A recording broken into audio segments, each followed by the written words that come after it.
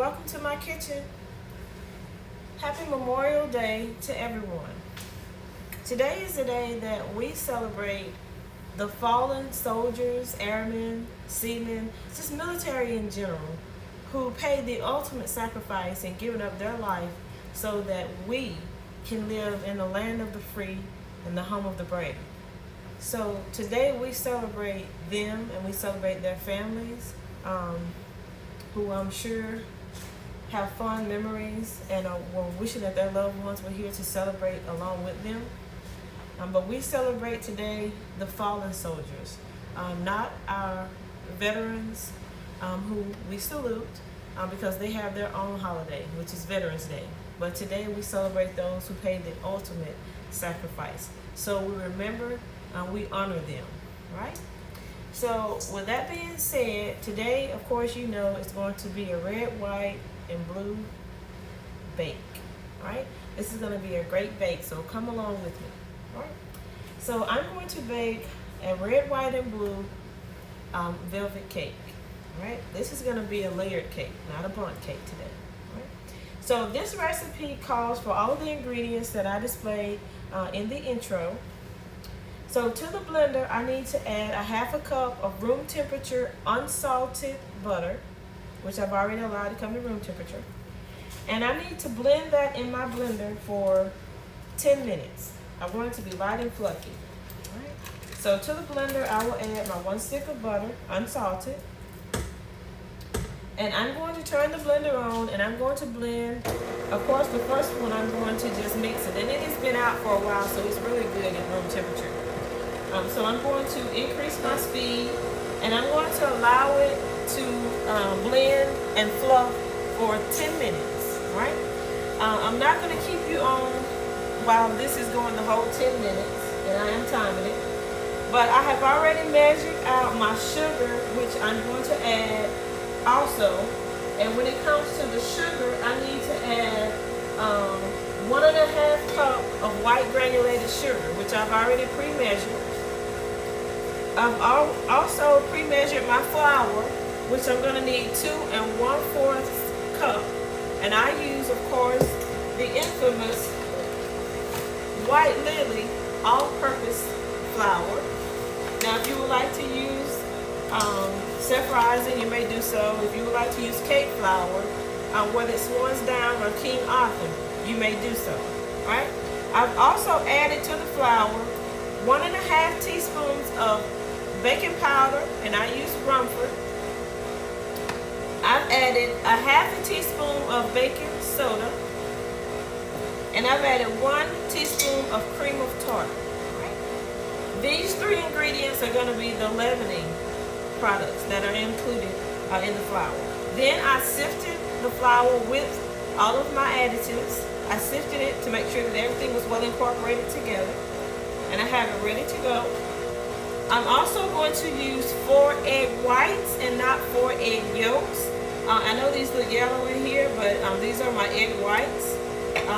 I'm not going to do yolks in this one. And also, I'm going to be using, let me make sure you double check my recipe here. 1.5 cups of buttermilk, which I also allow to come to room temperature. Right? So now, then I'll add my clear vanilla, which is going to be 1.5 teaspoons.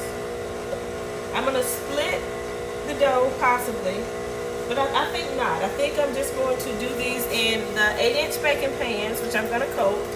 And then once I get them in, I'm going to add some red food coloring, and I'm going to add some blue food coloring. And I'm going to do it kind of like the flag. Hopefully it'll come out okay. It still look marble, but I'm going to do back and forth to kind of get it blended in. It's going to be red. The white will be the dough from the cake, and then blue. So it'll be red, white, blue, red, white, blue, red, white, blue. I'm just going to take one of my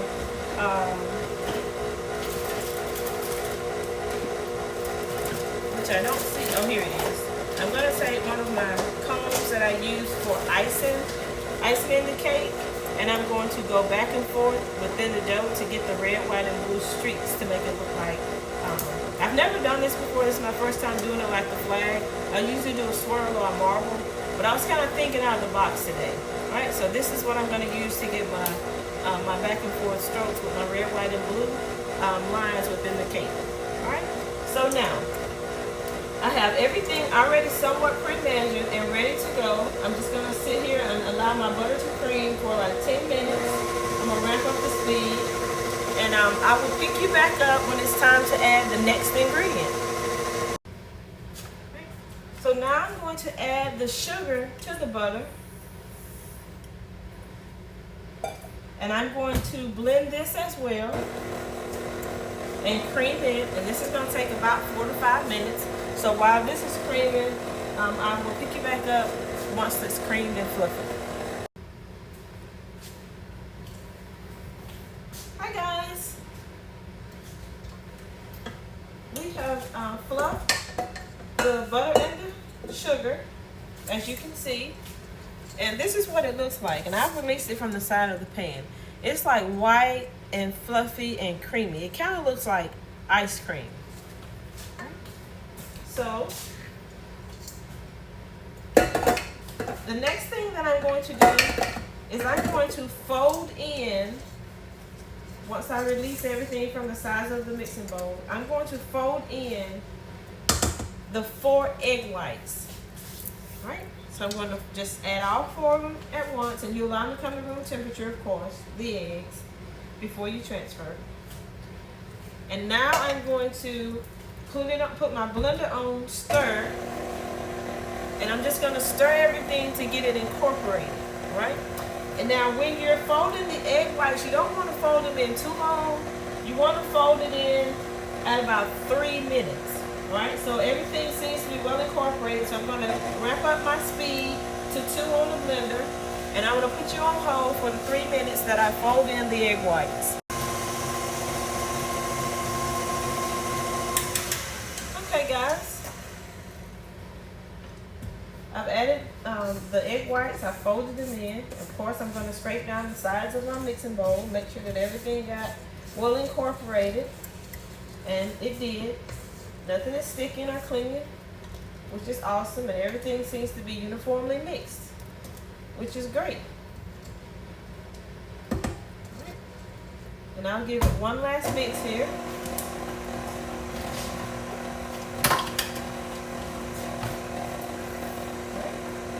So now what we're going to do is we're going to fold in our dry ingredients, and we're going to alternate with the flour and the buttermilk. Remember, it's 1½ cups of the buttermilk, right? So with the flour, 2 to 1/4 cup. And you can also use white lily, the Swan's Down white, I'm using white lily all-purpose flour, but you can use the Swan's Down cake flour, or the King Arthur cake flour, or whichever flour that you use. No special flour is needed. As far as the buttermilk, if you don't have buttermilk on hand, I always tell you get a cup of whole milk and add 1 tablespoon of white distilled vinegar to it. Mix it up, let it sit to room temperature, and of course you'll have buttermilk on hand. No need to go trying to purchase some. All right, so you'll have your buttermilk and your dry ingredients. So we're going to start with flour, and of course we're going to end with flour. And to the flour, I've already added the baking powder, baking soda, and cream of tartar. And if you would like to add salt, you may do so. All right. So I'll add the flour, and I'm going to just stir it so that I don't end up with a cake bath here, a flour bath, just to get it incorporated. And then I'll speed it up.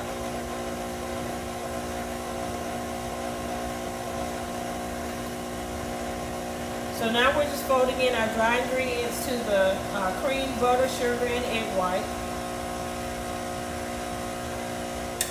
And next I'll add my 1/2 cup of buttermilk.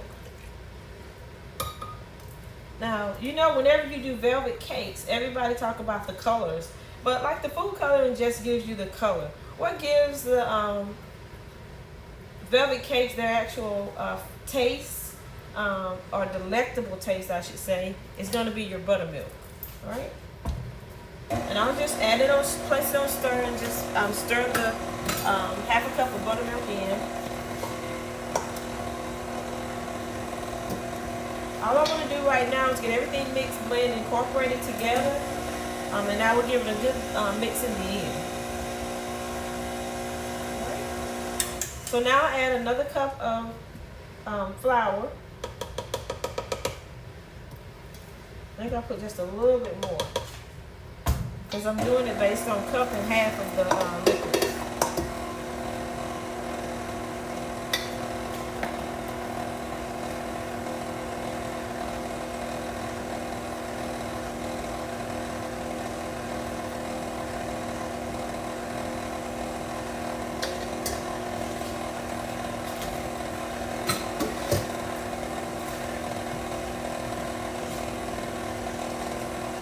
Then we're going to add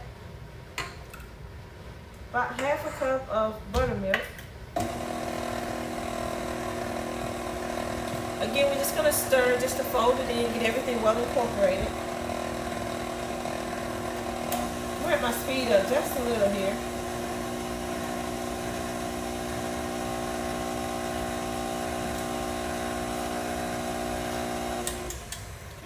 So I'm going to add a little more flour. If you're going to start with flour, you're going to end with flour.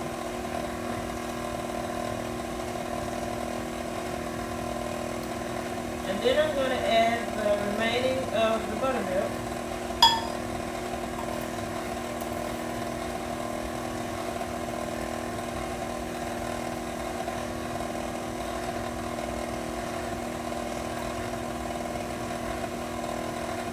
Just make sure that I get everything in my mixer.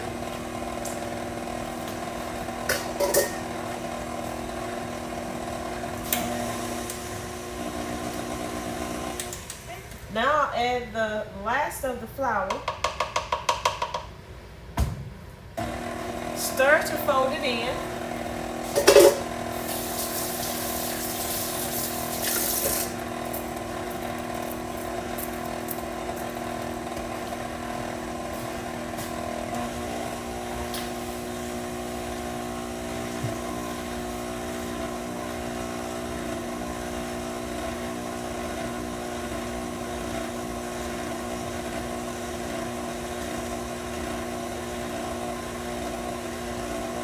Now we don't want to get it over mixed, over blended. You don't want a tough cake. With these velvet cakes, you have to be very, very careful with the velvet cakes. Alright? So now I'm going to scrape down the sides of my mixing bowl. Everything seems to have mixed very well. It's all well incorporated. I just fold from bottom to top, do like circular motion, scraping the sides, scraping the bottom, just to make sure that everything is released and that everything is mixed. I hate to mix a cake and then when you transfer it to your baking pan, you realize it's not well mixed. So I just scrape down the sides of the mixing bowl and also the bottom just to make sure that everything gets well incorporated. And as you can see, it's a pretty white fluffiness that you see on the blender. All right. So I just make sure that everything gets off the spatula, back into the mixing bowl. Alright. And I'm just going to ramp the speed up just slightly.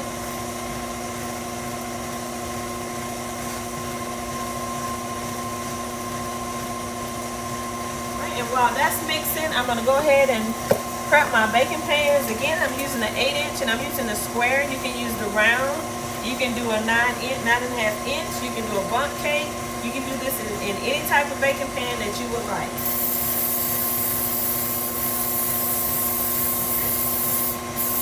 Just make sure that you coat the pans very, very well.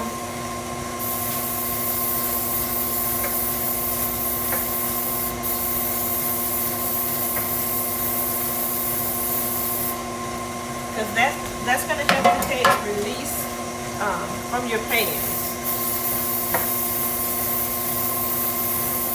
You can also add some parchment paper to the pans if you would like. I do not for this one, but if you would like to, you may add some parchment paper. Make it easier to just lift it out. And you guys know my tip is that I also sprinkle my pans with a little white granulated sugar.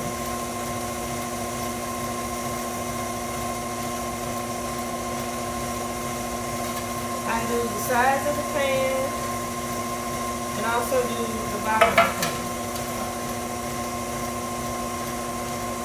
And this leaves like a really nice crunch on the outside of the cake, and also it helps to release it from the pans as well. So I think I have everything well mixed here. So now what I'm going to do is I'm going to evenly distribute the batter, and then I'm going to do all of my colorings that I'm going to do, and then I'm going to be ready to place the cake in the oven, which I have preset my temperature at 350 degrees Fahrenheit for the oven. All right.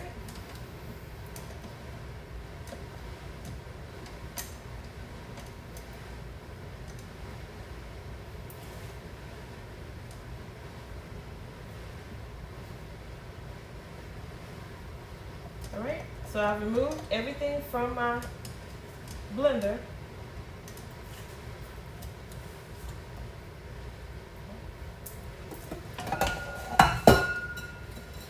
I'll give it a good whirl with the spatula, and I'll show you what it looks like. Okay. This is a white velvet cake. Very pretty. All right, now I'm going to take my measuring cup and I'm going to evenly distribute the batter in my 8-inch square baking pans. And I'm going to place you on a brief pause while I do this. Okay, I washed my measuring cup, and now I'm going to scoop out 1 cup at a time of my batter and place it in my 8-inch square pan. I just want to make sure it's even. I want my layers to be the same.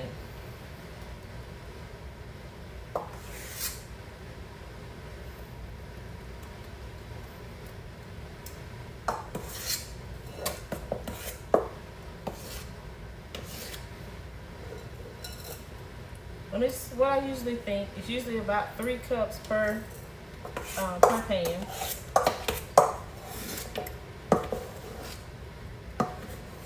That's what it pans out to be. All right.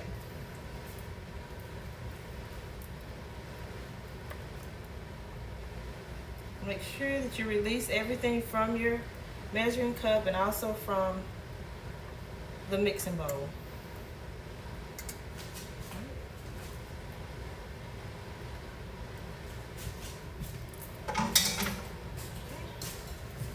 And it's just a little left in here, but I still will split it evenly between the two, just to make sure that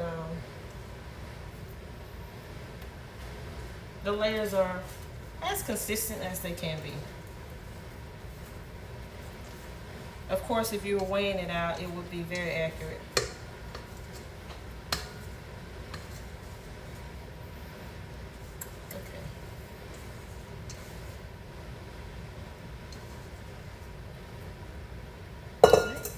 And speaking of weights, if you would like to bake any of these cakes by weight, I did place on the community page the accurate conversion factors between cups and grams. Also, I did milliliters. I also did for teaspoons, tablespoons, I did it by weight.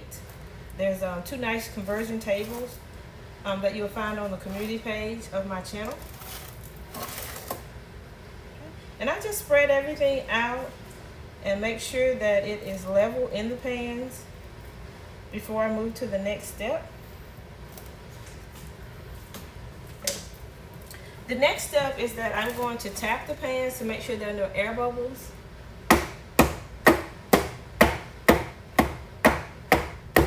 It shouldn't be.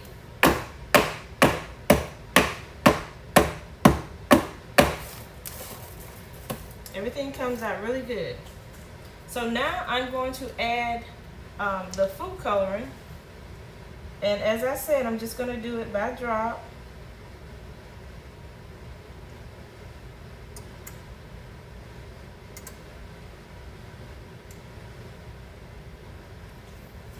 And to get the vibrant red, you know, with the red velvets, we always use the vinegar and also cocoa.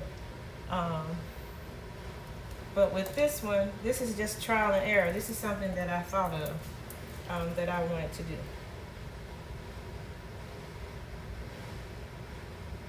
You can take a kebab stick, or you can take a toothpick. You can take just about anything, the back of a spatula, and you can kind of whirl it around. I'm using my little icing because I have a thought process for this. It could be an epic bake, as I always say, or it could be an epic fail, but I think it's going to be an epic bake, and I'm going to show it to you here. I just think of things. All right. That's my first one. As you can see, it's red, white, and blue. And it is through and through. I scraped the top first. I just put the drops. I did like 9 drops of the red, 9 drops of the blue on the top. And then I mix it on the top, and then I mix it to the bottom. Then I fold the bottom to the top to make sure that everything gets mixed well. And you have the streaks. Of course, you know, they're not going to be uniform, but that's okay. And that's the second one, red, white, and blue. We'll turn it this way, red, white, and blue. We got a little more red up here, so we may want to mix it in a little bit more. And as you can see, if you go down all the way in there, you'll see the red, white, and blue. Now with these, because I'm doing it in the pan, I don't want too much of the dye, or the food coloring, I should say. Okay, so now I have everything well incorporated. I have my coloration, my color scheme for today. Since it's Memorial Day, it's red, white, and blue. All right. You can call it a marble, you can call it a swirl, you can call it flag, you can call it whatever you'd like. All right, so now that I have the colors in, I'm ready to place my cakes in the oven. And as I said, I've never done this. This is my first time doing it. I always do the marbles or the swirls, and I do it within the bundt pan because I can take this kebab and go around, like, and make an S all the way around it and then go in the opposite direction. I just thought of this today. I said I'll try something different. So now we're going to place these in the oven. And as I said, the oven is set at 350, and it is a preheated oven. And these are going to bake anywhere from 26 to 28 minutes. Again, this depends on your oven and how your oven temperatures work, because, you know, our ovens vary. So I would say after you get them in the oven, at about 15 minutes, I would check them. And then in 5-minute increments, I will check. So anywhere from 26 to 28 minutes, you should be able to bake these in your oven, and no longer, because you don't want a dry cake. Because with the velvet cake, you know, you can't overbake them. So I'm going to place you on a brief pause. Of course, you know, I'm going to do a little house cleaning, wash these dishes that I used to prep the cake. And then I will pick you back up when it's time to remove it from the oven. And this is going to be our great bake of today. So hang with me. Okay guys, I've checked the cake, and we have roughly about 10 minutes left on the bake. So I'm going to get started preparing the icing. It's going to be a frosting. This calls for 1 cup of butter, unsalted butter. Allow it to come to room temperature. Okay. To this, you're going to add 1 8-ounce block of Philadelphia cream cheese, and you must allow it to come to room temperature as well.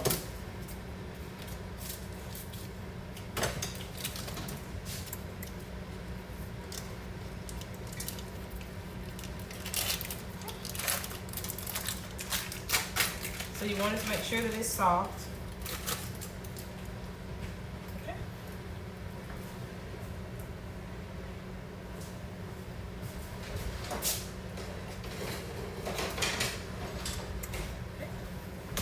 And to these two, I'm just gonna press down on them, mash them, make sure that they are at room temperature and they're easy to blend or to mix in. And you can do this in the blender if you would like. I'm going to just simply do it by hand. It doesn't really take a lot. Okay, so when I get the butter and the cream cheese well incorporated together, and I make sure that it is at room temperature, real easy to mix here. All right, so then you want to add 6.5 cups of confectionate sugar, or confectioner sugar, 6.5 cups.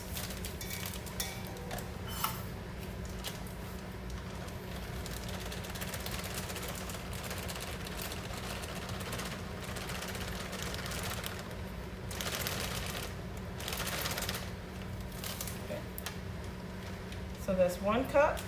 I guess if I open my bag a little bit wider, I could get it to pour better.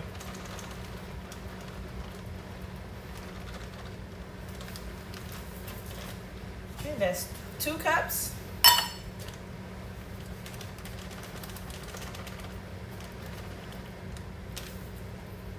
Three.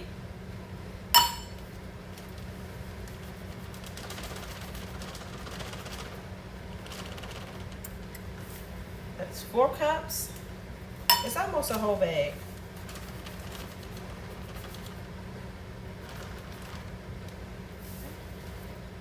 That's 5 cups.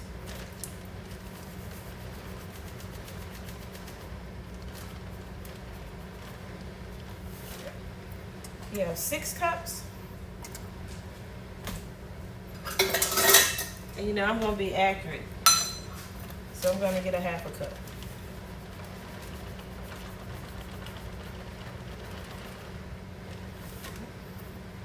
So that's 6.5 cups.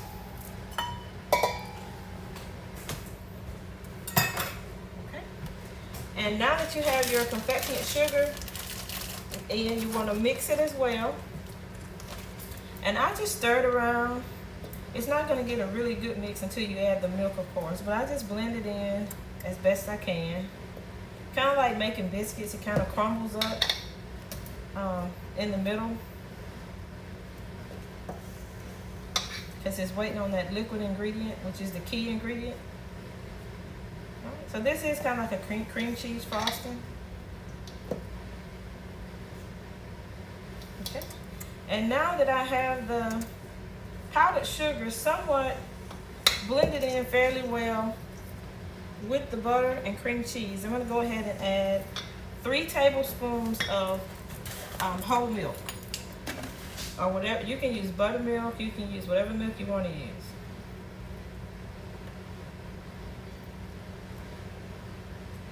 And that's tablespoons.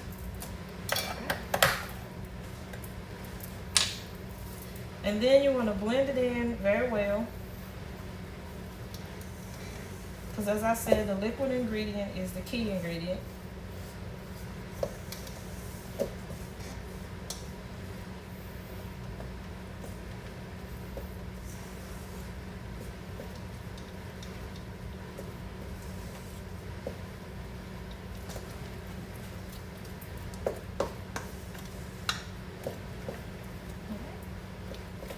And you just mix it until it gets all creamy and everything gets mixed well. So as you can see, I have my frosting ready for the cake. Okay, and you just mix it until you don't see any clumps of your confectionate sugar until it's very, very creamy.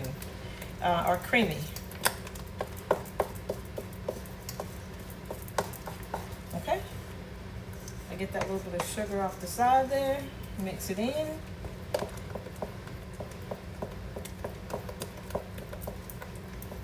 And as I said, you can do this with a hand blender, or you can do it in your stand mixer, whichever brand you have, that's fine. I just always do mine by hand.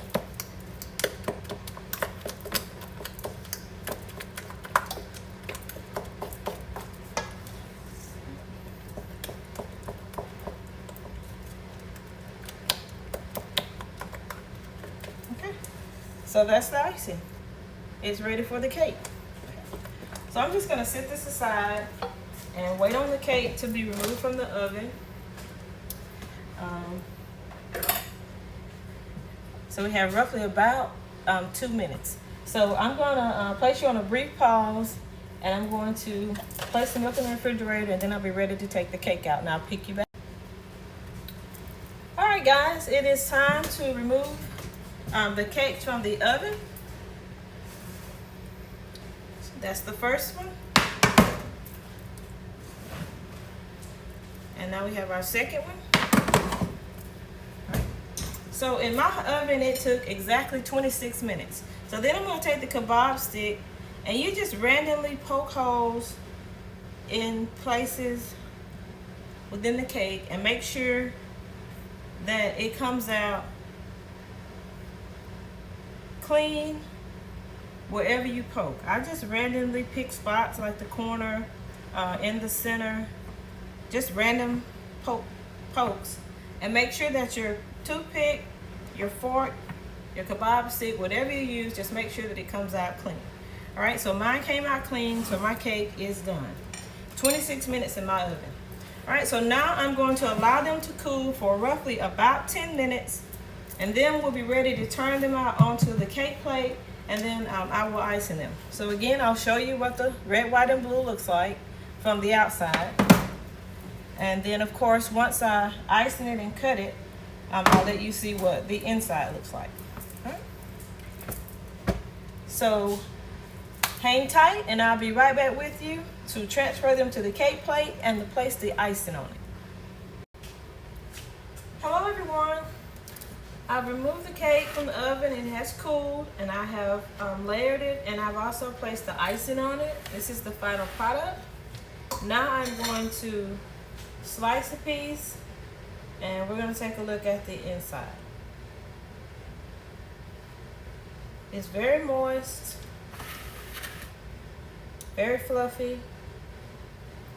I'm not going to cut too big of a piece. And then we're going to slide it off onto the saucer. Right? And then I'm going to wipe the icing off my finger. Turn on the light. And now I'm going to show you the interior. This is the red, white, and blue velvet cake. Right? We'll put it under the light so you can really see it. Very pretty. Right?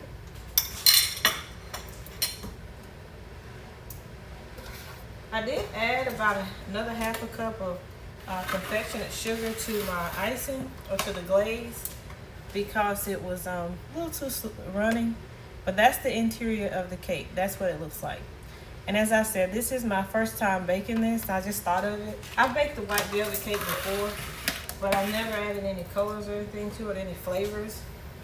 I was trying to think of something flavorful, but as far as the red, I didn't have anything. Of course, I had blueberries for the blue, and I was going to put those in. But there's always another holiday. 4th of July is coming up.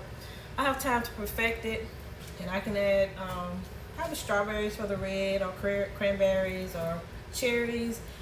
Probably cranberries or strawberries, and then I can do the blueberries for the blue, and kind of, spice it up just a little bit, because as you know, I think out of the box. All right, guys, so that is the final product. This has been a great bake, and of course, as I said, I thought of this this morning, taking something that I've already prepared before and just modifying it, tweaking it, making it something great, all right, in celebration of today's holiday, which is Memorial Day.